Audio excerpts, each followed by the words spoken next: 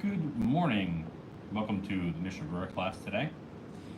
Today's class, we will be continuing in our discussion of the laws of the Kaddish. What we're really talking about now is uh, who's part of the basically the 10 that can be included in the minyan. So we were talking about who's considered a child, who's not, who's considered to be an adult male, who is not. And now we're going to talk about if you have an adult male, what could they do to get themselves kicked out of the minyan? It's not that they literally get kicked out of the minyan. It's that they are not allowed to join, be counted for the minyan. So what happens is we're going to just make some discussions over here about whom you can count, and then we're going to talk about where they have to all meet. So those are two issues that are coming up. We'll see how much ground we can cover today in the allotted time. So we have an interesting discussion over here. So the halacha on the Shulchan Aruch, that's not argued or discussed further by the Ramah. It says a sinner, there's one or two things wrong. They either violate, number one, they either violate the rules of the community, so you violate local laws and policies, okay? Or you sin a Torah sin violation. As long as that person has not been placed under some ban or pushed away from the community, they can be counted in the minyan of 10. So we see tons of examples in this. The Vilna Gaon himself says over here, he says this is pretty clear that a person is still considered a Jew as long as they are not doing anything immediately problematic. So it's only if they are, he says, for example, just like by when you want to sit and have a meal together, you can only celebrate the meal as long as everyone's eating food that is acceptable to eat. So someone's eating food from which, let's say, the proper tithes have not yet been taken, that would not be appropriate to then bless Hashem at the table. So as long as a person isn't doing an overt sin at that point, that seems to be okay. Okay? Now, the Mishna Berurah limits this by saying that the person is just sort of sinning out of a desire. They have a desire to do something. They really enjoy eating non-kosher food, so on and so forth. But if anything that they do, that they are doing it in order to basically, out of their anger at Hashem or the Jewish people, any single thing they do, even if it's just, they got a tattoo to get everybody angry, something like that, right? I've seen that before. Okay, that's considered apostasy, and apostasy is worse. Okay. Also, he's also considered apostate if he converts to Christianity or any other religion. Another thing that he could possibly do is also violate the Sabbath publicly, and then they're considered non-Jew and are not included in the minyan. So we'll come back to that one second. We'll circle back around. As long as you have not put a ban upon him, okay. So this is a case of where the sin that's being done it's a serious sin. So violating the Sabbath, or or someone has committed adultery, or they've eaten on Yom Kippur, something where the punishment the Torah metes out is a death penalty. Okay, and the reason why is because there's a case in the book of Joshua of Achan. Achan took from the spoils of the city of Jericho when he was told not to.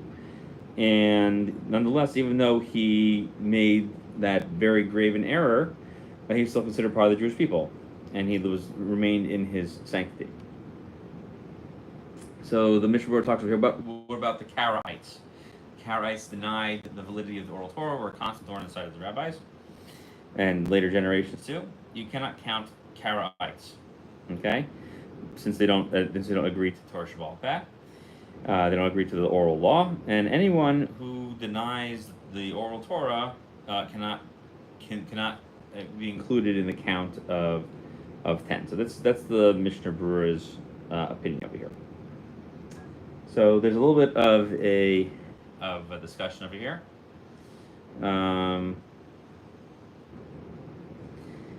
So there's a lot of very stringencies over here. Some Achronim write that if someone refuses to attend minyan regularly, they are considered not be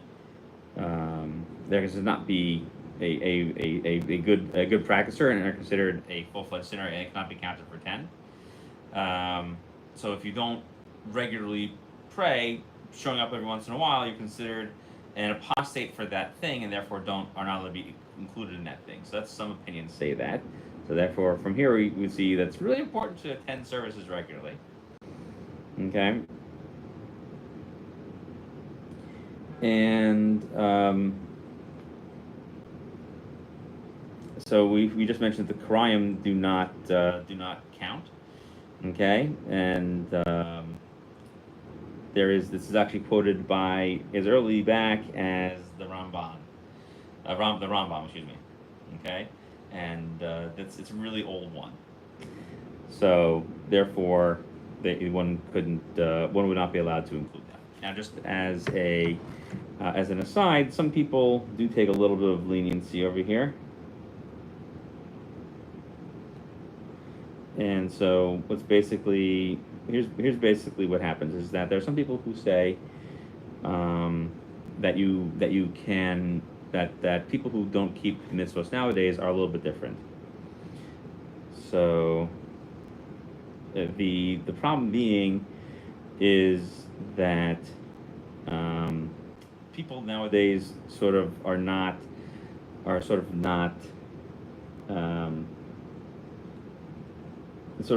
the same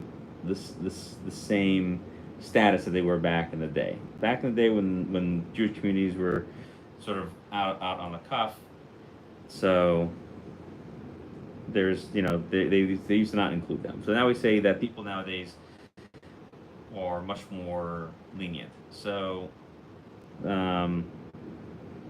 so for example, in this case that he says that where the Mishna Berurah brings this down, we can't count them. There are a number of poskim who disagreed with this, and this is for example Moshe Feinstein and Rabbi Eliezer Melamed. They all say that you can't do it. The OU actually on its website, interestingly enough, also brings down this statement. Let's see if I can find it here real quick. Oh, they took it down. I had a link to that. I was going to share the link, but I can't find it now. Okay, so I should have tested the link. But there are not people who are lenient nowadays because people are just not as big sinners as they once were back in the day. They're just kind of doing it because they just didn't learn how to do it properly, and there were also people being led astray by the Reform and Conservatives. So some people were lenient, like Rav Moshe Feinstein were lenient. So in case of great need, you could count them. So that's that case. Okay, now let's do Yud Beis 12. This one's really pretty straightforward. Nothing to say about this. The person who was placed under a ban, right, like from Romeo and Juliet, thou art banished. Okay, you can't count that. But he's allowed to come to shul. You just can't count him into that. So he's been banished from the community. But since often the synagogues were outside of town, they could come to shul, but they can't count. So you need an 11th person. Okay. The only time they would not be allowed is if they explicitly said not only can you not be counted, you can't even come to the shul at all. So it's really an interesting case. I don't want to dwell on that too much. Okay. So that's the case of the sinners. So now let's talk about sinners.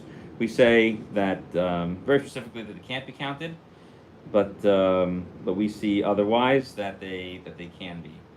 So that is that case. Okay, so that's what they have to say about that. The next case is now we're going to talk about having to collect the minyan into one spot. Okay, so what does it mean that everything has to be collected into one spot?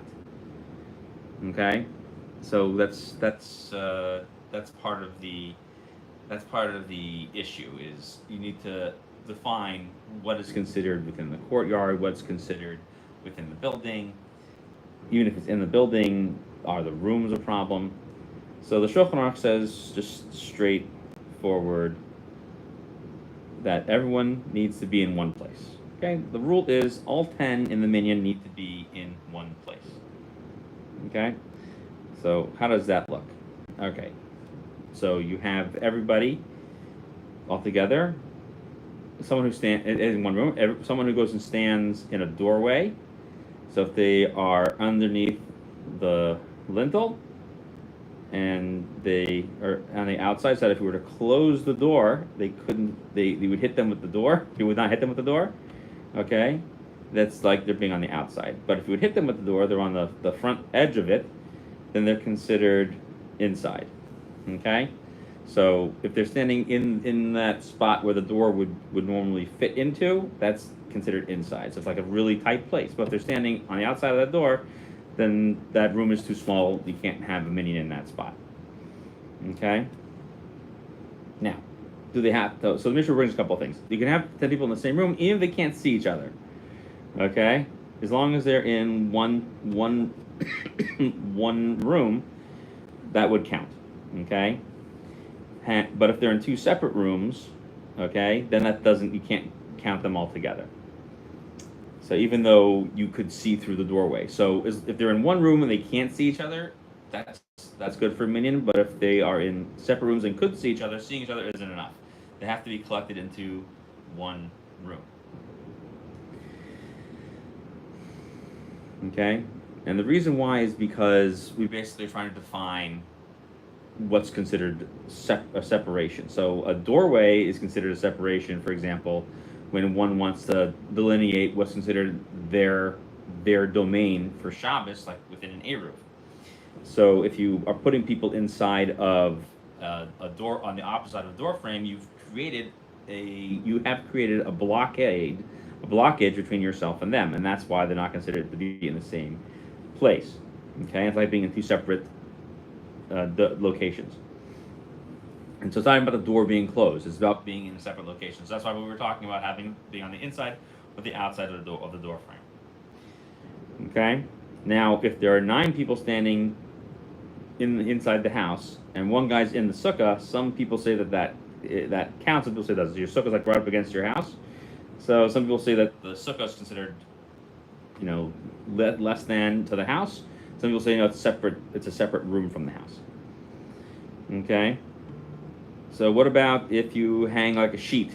Okay, you have one of those little folding, standalone privacy things. If you have one of these things in the middle, you're considered in the same room. Okay, so if you're trying to hide something behind it for practical purposes, like you have a Sefer Torah in your kitchen, you're not allowed to sit there and eat from the Sefer Torah and all those things. Okay, then that doesn't count. Okay, so, but some people are lenient and say that doesn't matter.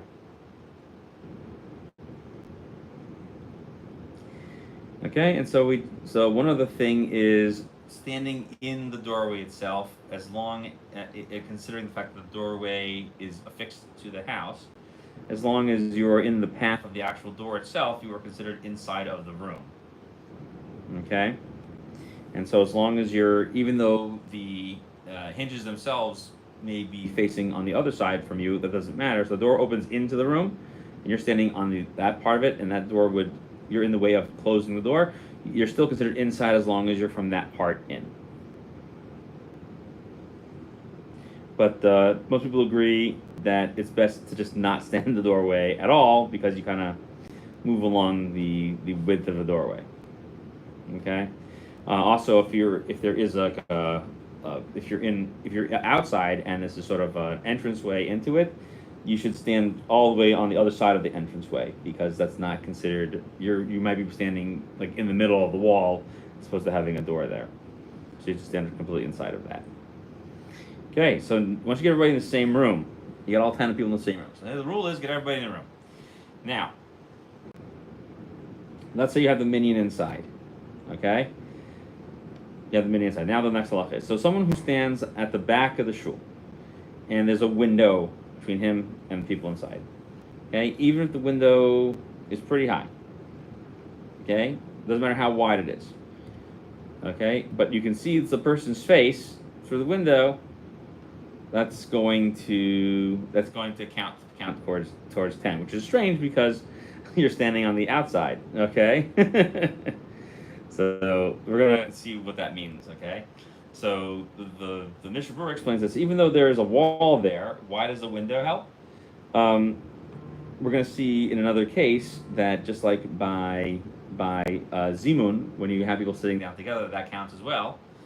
As long as pretty much everybody sees each other, then that counts. So this is a leniency. As long as not there seems to be a leniency by a window that's not extended by that's not extended to doorways and pathways and so on. Okay, so the only time when seeing someone is allowed is through a window. Okay.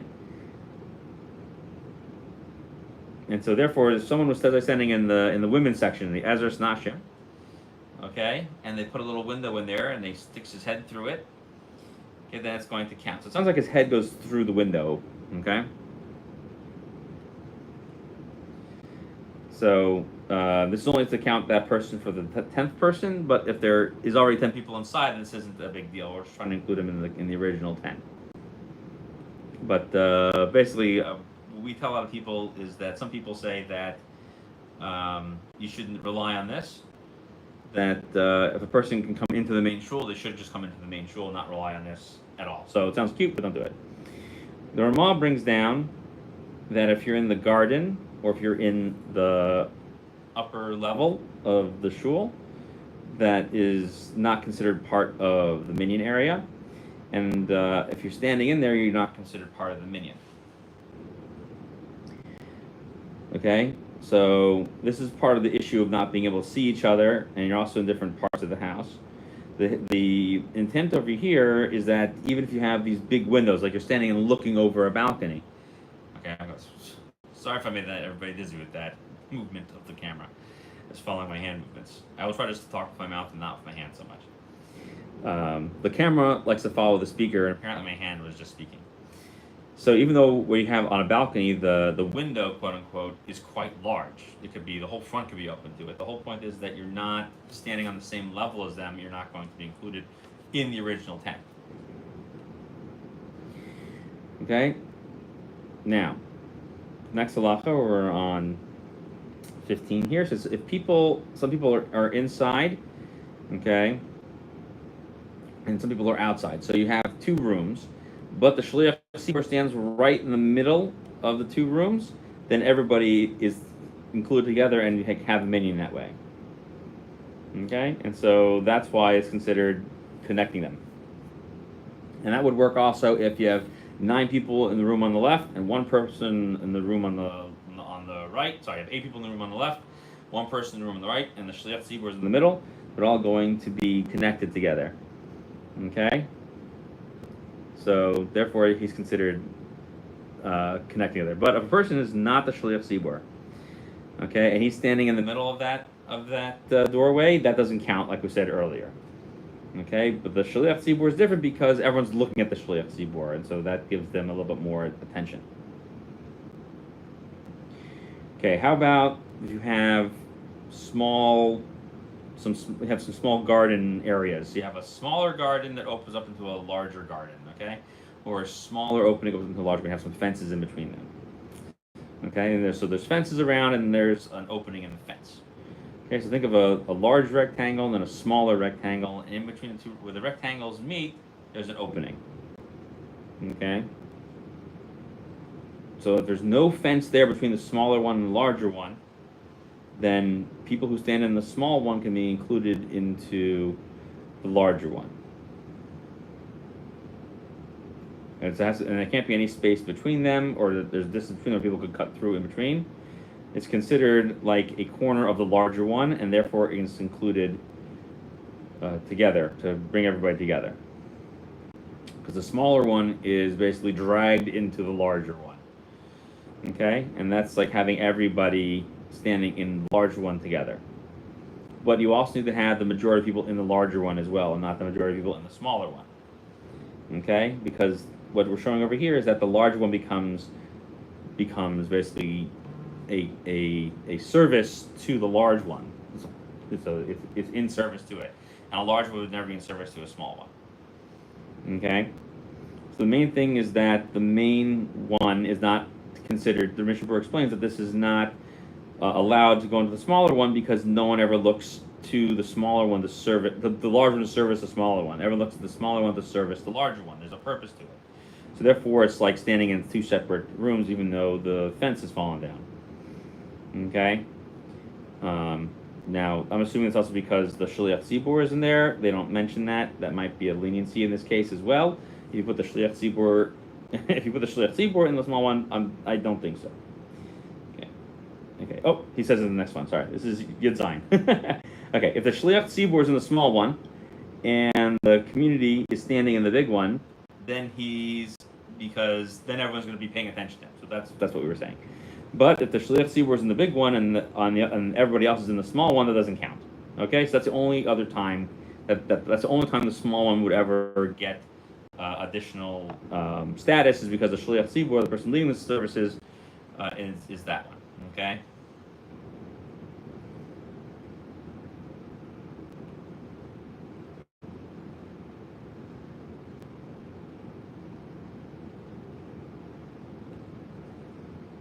Okay, so the whole point is that you have to have everybody in the same place as the Shliach Tzibur.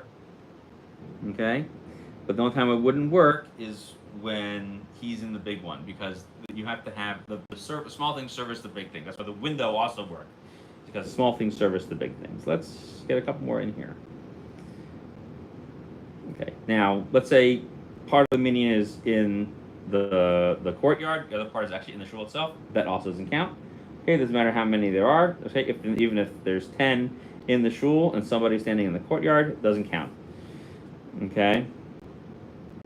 So an important thing that the Mishna Berurah brings out over here is that later Achronim, like the Pri Megadim, they look at this and they go, we just did a whole bunch of these. We're going to do 17, 18, and 19 together now.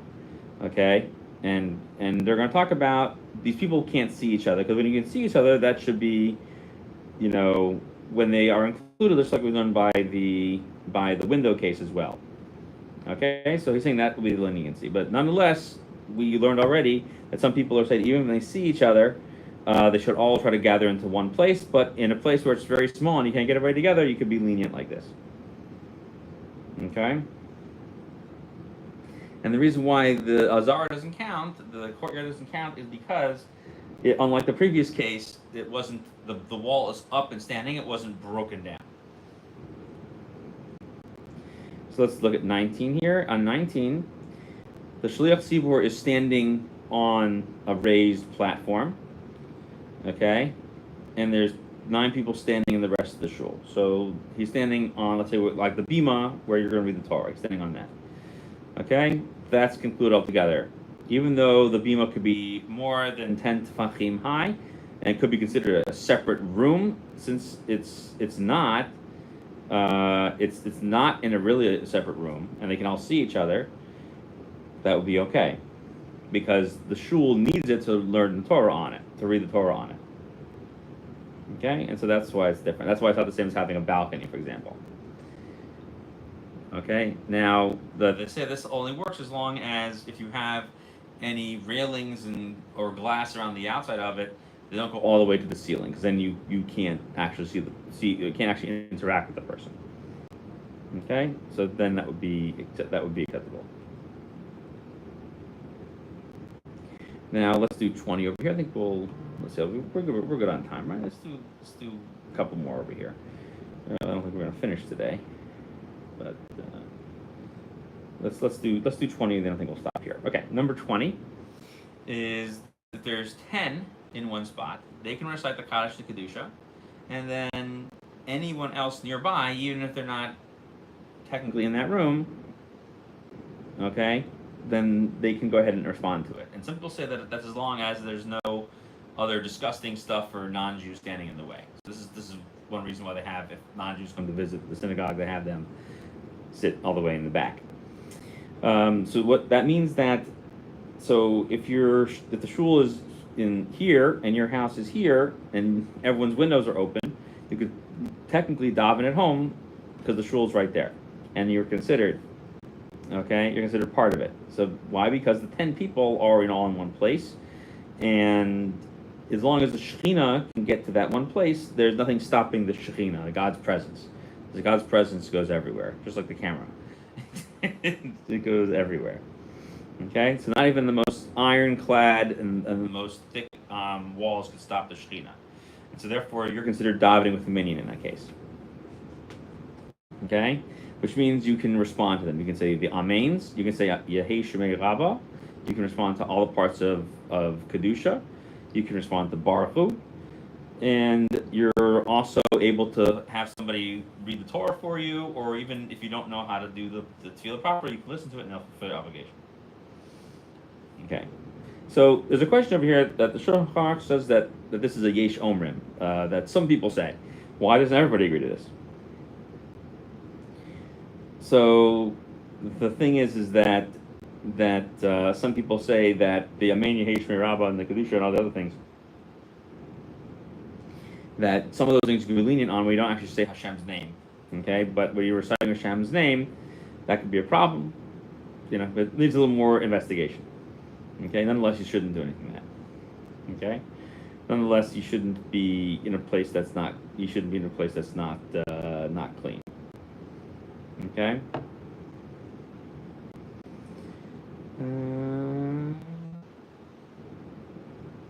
Let's see what else. Let's see. Okay, and let's see. Let's say, okay, so the question is, well, all right, I think we'll hold it there. I think that was good for today. All right, we got a lot done today, and we'll plan to see everybody next time. We finished over here on Sif Chaf, so we'll pick up next time on Chaf Aleph. Okay, on Chaf Aleph, we're going to talk about what happens at the city if you don't have a certain number of people in the city, and how that all looks. Okay, and then this is almost done, and then we'll pick up Zion, but we'll see how it goes. We're taking our time. I would have a wonderful